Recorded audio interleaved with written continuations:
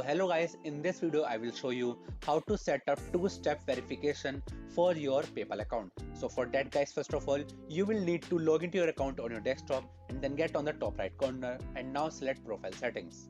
Now if you scroll down a little bit, you guys can see this option right here called two-step verification. And now first of all, what is two-step verification? So as you can see, add an extra layer of security to your account by using a one-time security code in addition to your password each time you log in. So you just need to select on its update button to starting setup it.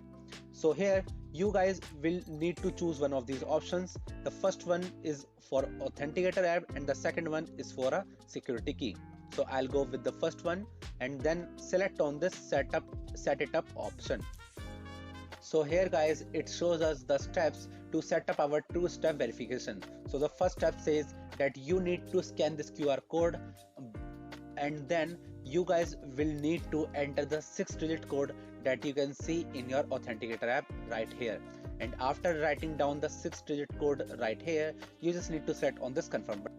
And that's how you guys can successfully set up your two-step verification of your PayPal account. So that's how you guys can do it, and that's it for the video guys. If you find this video helpful, then make sure to share this video with your family and friends, and also subscribe to our channel for more such content. And thanks for watching.